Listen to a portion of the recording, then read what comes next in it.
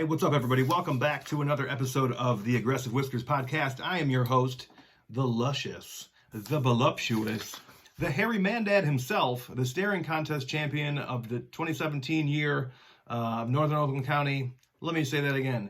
The 2017 Northern Oakland County staring contest champion. I am Brett. And again, I don't have a co-host. It's just me. I'm here with my lisp. And she and I, they, them, he, her, zize, zai, zha, zhong, whatever its pronouns might be, are here to deliver to you the much anticipated, often imitated, never duplicated, inconsistent, Oakland County's #1 most inconsistent podcast, the Aggressive Whiskers podcast. We're here to bring it to you again. Episode 18, like I said before, you little motherfuckers. I had something happen today, and it made me want a podcast. And that little nugget, sorry, let me see here. I'm trying to do video again, but I'm doing it from my iPhone, an old iPhone. I'm doing video from an old iPhone because why not? It's fine. It's empty. There was nothing on it. It records video. Why not try and use it? So here I am. I did something today that made me want a podcast, and that thing was I had to call my vice president of development and tell him to back off. And I didn't use that word or those words or that tone specifically, but it was very clear that I was trying to make a point. I had to set boundaries in my professional career because takers will take and take and take, and most corporations, most big businesses, most employers will take, no matter how much they say they care about your personal well-being and they want you to have a life outside of your professional career, they will take until you can't take anymore, and then you quit. And because you are literally just a number, they will have your position filled in no time. So the best thing you can do is to say no, to have boundaries. And I set boundaries a long time ago. I went back on them when I could manage my stress level, but I'm sticking to them again because it's important as a human being that you have boundaries in your life, all throughout your life. And it feels really good when you see them through, when you have a boundary and you live by it and you don't make exceptions for anybody. It feels really good. And so although it was a challenging conversation, I have had enough. And it was important that I made it very clear to him why I was saying what I was saying. And I think we had a little mutual understanding about the current state of my company, the company that I work for, and the reason that my stressors may be extra high. And they always say, well, how can I help? Well, you could have helped by not putting me in the situation in the first place.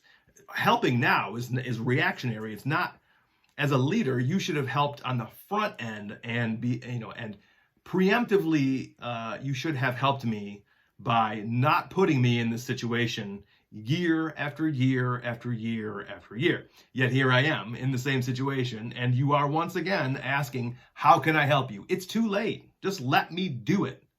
I don't need 5 text strings from various people asking me for updates.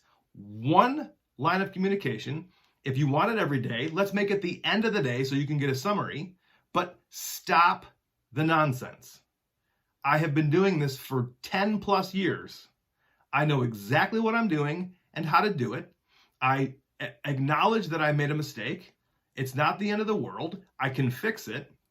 But I don't need so many people. And that's not even a huge mistake. I didn't really make a mistake. I had made some presumptions based on correspondence that I had previously had this year that certain contractors would do certain work in and outside of their home state. When it came time to bid and work on those projects, some of those contractors said, I changed my mind, or my company is no longer at this particular time in the year set up to work outside of our home state. So I didn't make a mistake. I just found myself in a position that was not what I expected it to be. I can get my way out of it. It's just going to take time. But this 5 text strings, texting me on the weekends, texting me 2 hours after a normal workday ends. That shit needs to stop. So I said, he said, how can I help you? And I said, let me do it. Just let me do it. I don't need your help. You can do whatever you want. You're the VP of development. You don't need my approval to do anything. Do whatever you want. But bottom line, just let me do it. In other words, I had to set a boundary by telling them to stop texting me at all hours of the day, stop texting me on the weekend. I have a personal life. I have a small family. I have a good family. I have a 5-person family who needs my attention when I'm not down here working. Furthermore, my job, I know it's hard to grasp to people who sit in an office all day long, requires me to be not in the office.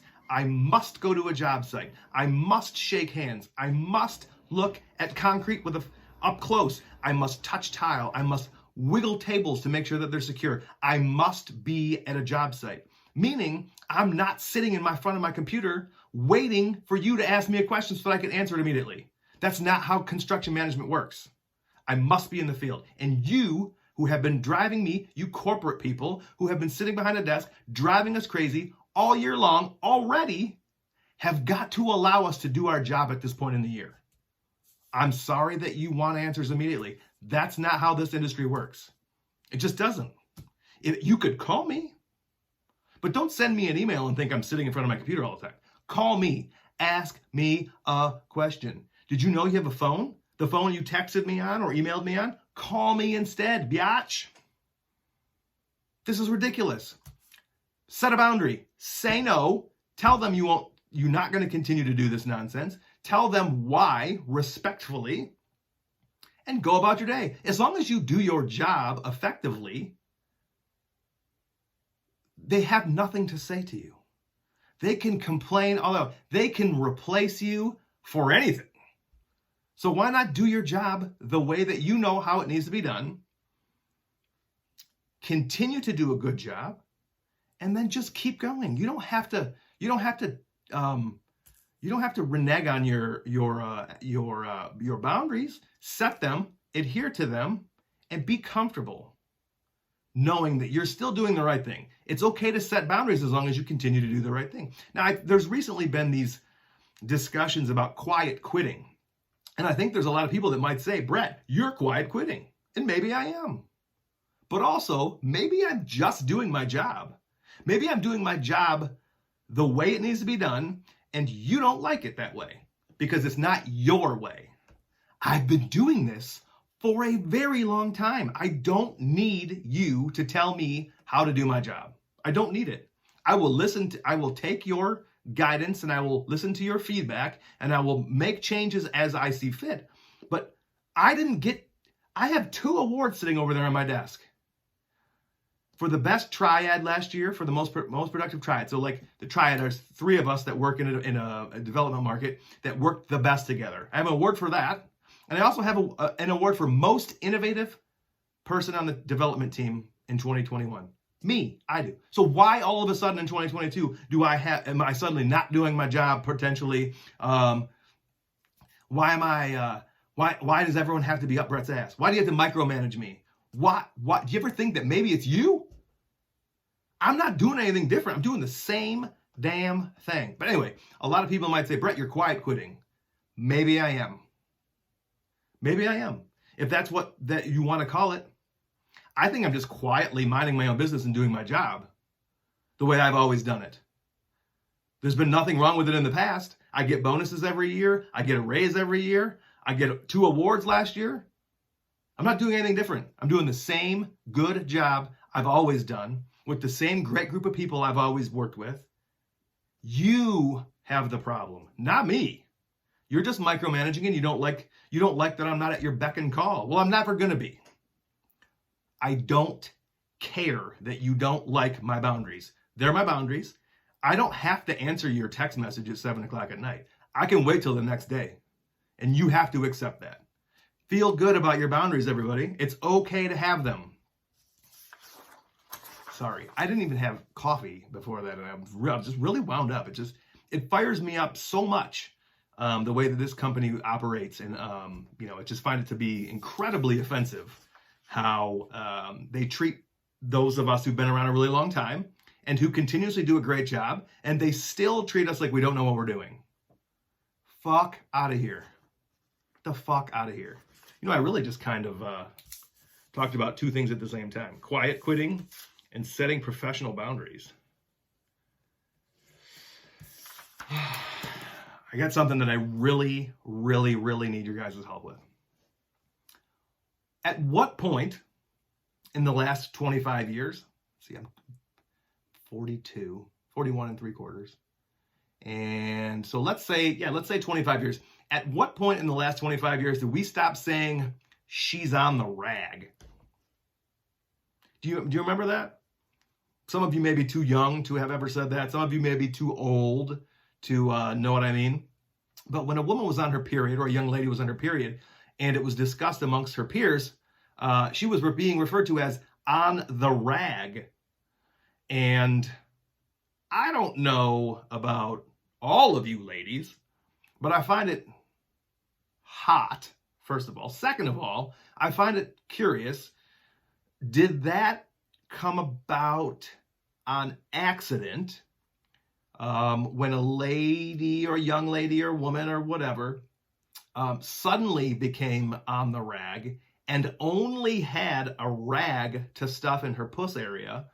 Is that when the verb or the term on the rag came about? And I'm going to say on the rag a whole bunch because I hope it grosses some people out like the word moist does. On the rag is a fantastic explanation that needs no further explanation. When someone says she's on the rag, you know damn well what they mean, but why did we stop using it so regularly? Did it hurt ladies' feelings? Did you not know you were on the rag?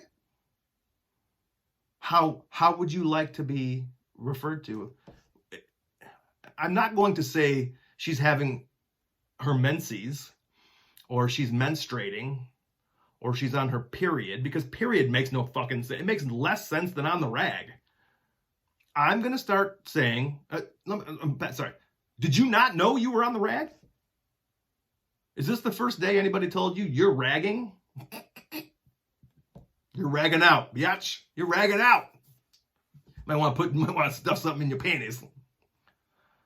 You might want to put this towel in your Jordache pants there. Jordache. Your Belle Biv Girbaud. Your Belle Biv Girbaud. Listen, sometimes things happen and you must stop what you're doing and take note. Belle Biv Girbaud, I gotta tell you, I think Girbaud Jeans is doing themselves a disservice by not reigniting the brand and using Belle Biv DeVoe to sing their commercials. Belle Biv Girbaud, come on now. Wouldn't you like a white linen pair of Belle Biv Girbauds? Oh my God, can you see them blowing in the breeze on a beach with your friends, walking in a line, not holding hands, but walking in sync, singing a song about a love lost, a tragic love that could never be requited? Can't you see it, Belle Biv Girbauds? Oh my God, I think I'm onto something. But anyway, on the rag, let's bring that back. Let's bring that back like Buttface. You're a Buttface. On my previous podcast with Uncle Adam, my brother, called the Hot Butter Podcast, which is still available. People still download and listen to that goddamn show. I don't know who you are, but thank you. We talked about bringing back, or just like, maybe not bring, I don't know that it's totally gone, but it's mostly gone, butt fucker. Or butt fucking. Like, no one ever says butt fucking anymore. Like I really want to butt fuck her. Dudes may say it about other dudes, like, oh man, that dude's turd cutter is delightful. I want to butt fuck him. But I don't think people are really saying as much as they should be. So I want to bring back butt fucking, butt fucker, butt face, on the rag. And I just really, I think things were better back then.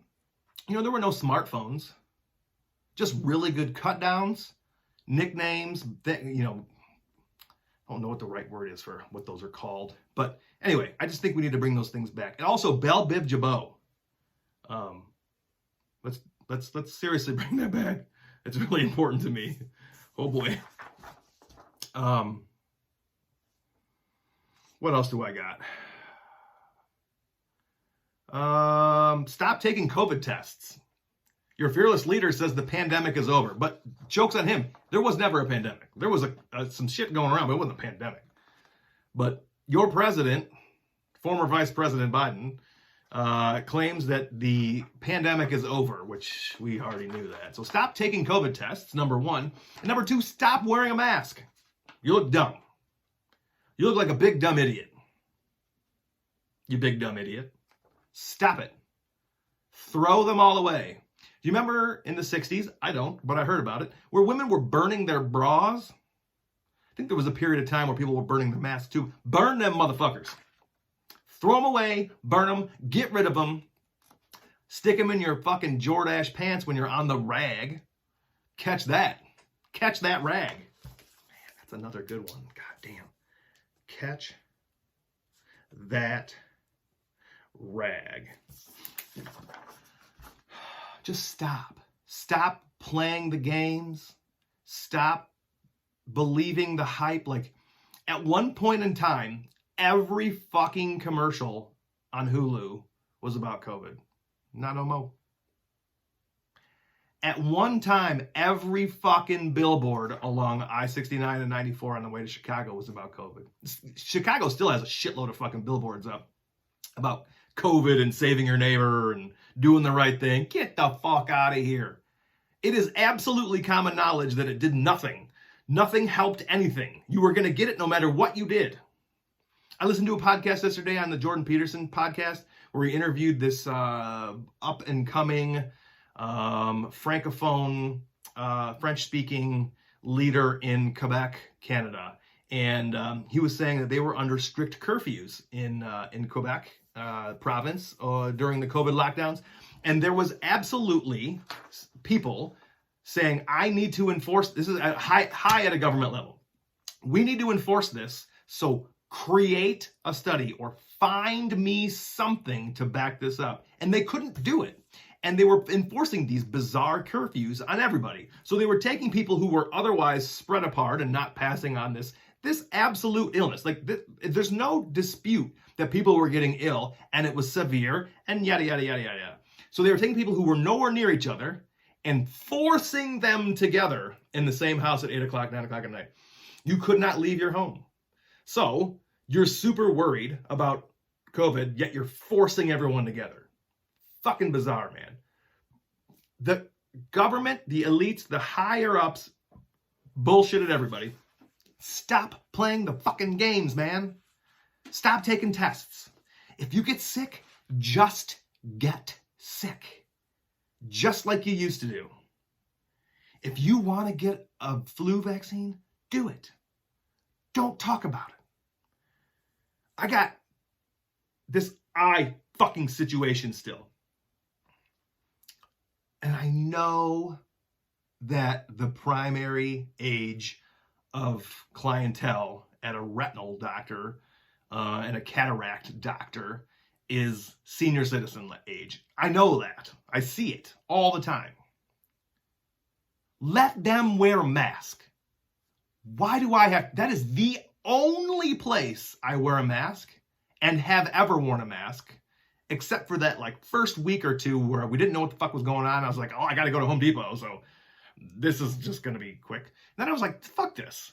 So anyway, today, for the last 20 months, I guess, 23 months, the only place I will put a mask on is the second I enter that room and the second I walk back out, I take it off because I need to get my eye fixed. And I just can't bring myself to fight that fight in there because I cannot be blind. I have to fix this eye. And it bums me out that I have to admit that I do wear a mask when I go there. That is the only place I wear it. Stop. Let the old people wear masks.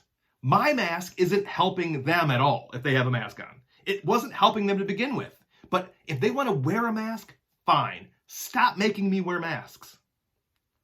I have had a gentleman perform 5 eye surgeries on me, and I have no fucking clue what he looks like. I mean, I know what his eyes and his hair looks like and his ears, but I don't know what his nose and his fucking mouth looks like to complete his face. If you said to me, your retina doctor touched you in surgery and he's on the lam and I need you to do a sketch with this police sketch artist so we can find him, I wouldn't be able to do it. If they said to me, your former retina doctor robbed a bank, you were with him 5 times from 2021 to 2022. I need you to articulate what he looks like so we can create this sketch so we can go find him. He's on the run. I couldn't help you. How fucked up is it to know that there's a person who's carved your eyeball open 5 fucking times and you don't know what he looks like? That's so weird. It's so mind-fucking to me. And I'm not okay with it. I'm not fucking okay with it. But I play the game because I need my fucking eye fixed, man. I just don't want to be blind. I can't do it. It's like I'm so tired from fighting this fight or flight all year long of these surgeries and the recoveries and the failures and the surgeries and the recoveries and the failures and the surgeries and the surgeries. And I'm so tired, dude. But I don't even know what my doctor looks like. And that fucking bothers me a lot. A lot. Like it used to be they would come into your room and they would close the door and then they would take the mask off. Do you remember when dentists would get all up in your grill and clean your fucking mouth with no mask on? I do. No gloves either. She was a family friend, but it was still, she was at an office. My doctor, my childhood doctor that I would go to here to get a physical, he would grab my nuts.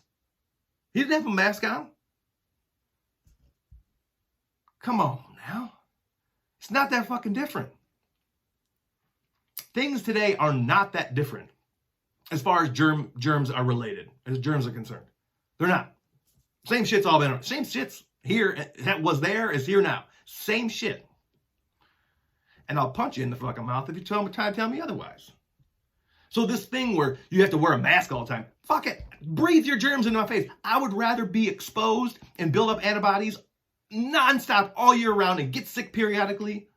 But just protecting yourself from sickness all year long, nonstop, super sanitize everything. Fucking, it's making things worse. Stop taking COVID tests, you dumb pieces of shit. You big dumb butt fuckers. I'm going to touch on this and then I'm going to finish. That's what she said. That doesn't always work. And I just sound like my dad cackling there. There is nothing anybody can say about this that will change my mind. So I'm going to say my fucking point and I'm going to fucking finish. Student loan forgiveness is a huge mistake. I would be on board with student loan forgiveness if it was new. If I'm sorry, let me rephrase that so it makes more sense. I would be on board with student loan forgiveness if the troubles with student loan lending were new. The problem is that this is not a new conversation. The problem is not new. The people who have new student loan debt have not been going to school for so long that this conversation didn't exist when they took out their loan. The predatory lending for student loans has been going on for so long that a lot of the student loan recipients who will have their debt forgiven were not alive when it started.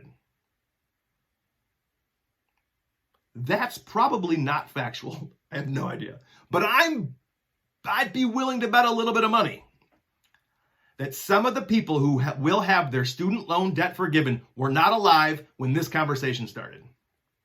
So for that reason, you do not get a pass on having something bad happen to you that was out of your control. You knew this was a thing. You consciously, as an adult, made a decision to take out a loan. of which the predatory practices were no secret and have been around for its life, for the duration of the program, you don't get a pass. I'm sorry.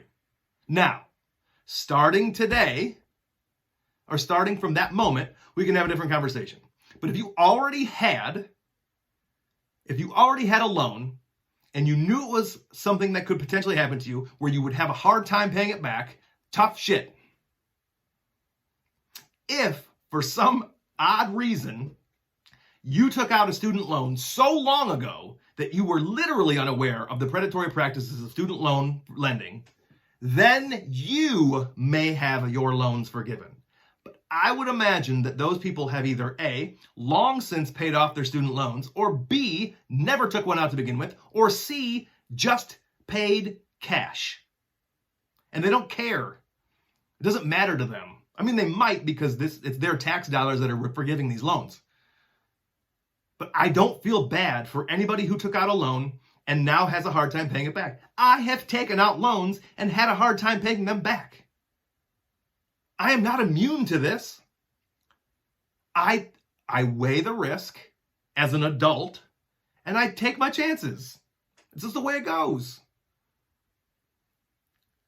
I don't like the super elite discussing how unacceptable it is to have loans forgiven when they too have had personal protection loans forgiven. I don't find that to be okay. So I think that's just part of the way it goes. They're using their platform to spout off, and that's just the way it goes. We had part of our mortgage deferred when the mortgage crisis took place back in like 2008. But guess what? We had to pay it back when we sold the house. I'm not saying that everybody should not be let off the hook. I'm saying there are extenuating circumstances where we can have that conversation. But to arbitrarily just say, whoever has student loan debt and wants it forgiven, you can have forgiven, or whatever the new thing is wrong. Student loan predatory practices are not new, and you don't deserve to have your loan forgiven. You're an adult. You made a decision. Live with it. We are teaching terrible, terrible lessons to today's youth, and I'm fucking terrified for where this country is going to be in the next few years. Thanks for listening, everybody. Episode 18, Aggressive Whispers Podcast. Suck my dick, you butt fucker.